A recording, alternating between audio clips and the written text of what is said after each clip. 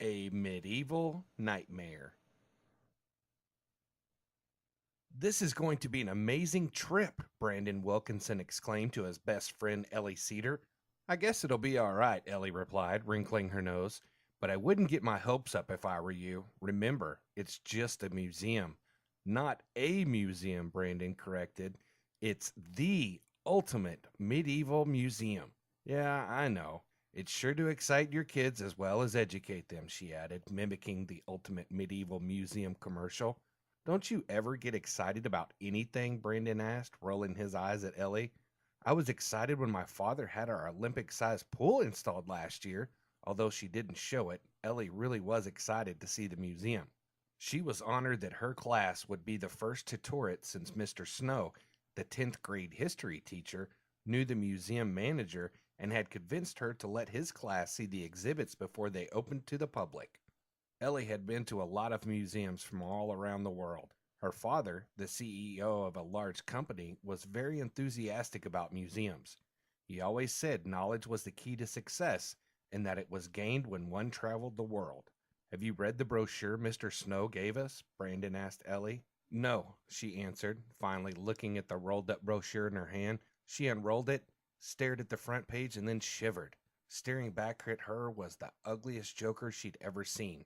The Joker was tall, thin, and had a white face. His red lips looked like they'd been dipped in blood. The Joker's eyes were just as scary as his lips. One eye was red, while the other one was black. A red diamond shape was drawn around the Joker's black eye.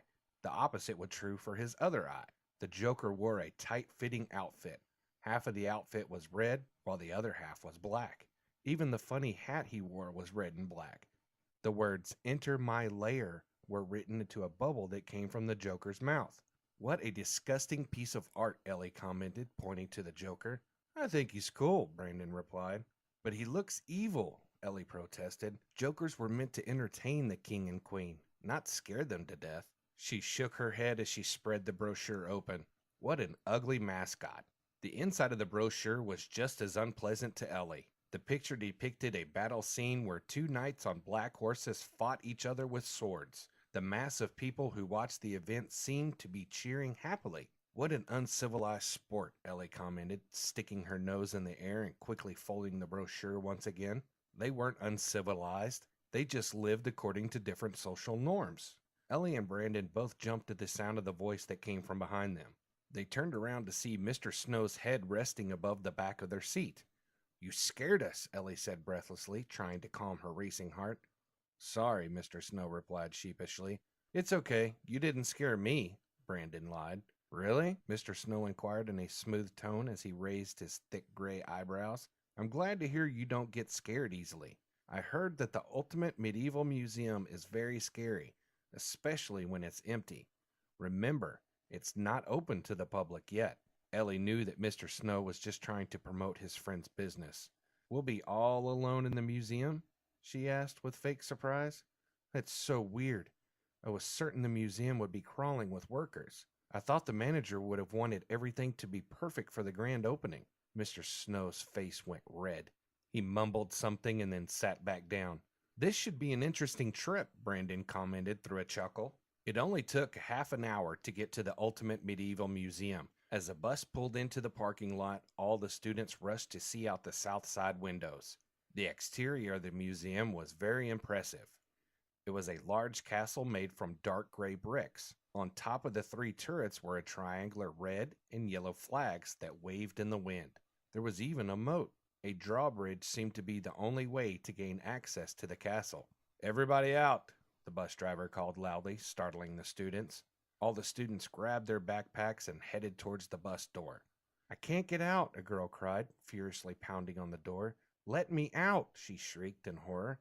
It's okay, Mr. Snow comforted her. What's wrong with the door? He asked the bus driver. A look of worry passed over his face. I don't know, the driver stuttered, obviously as confused as the rest of them. He pulled on the black lever which read door release.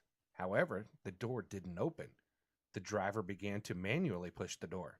Mr. Snow tried to calm the girl by telling her they would be free soon.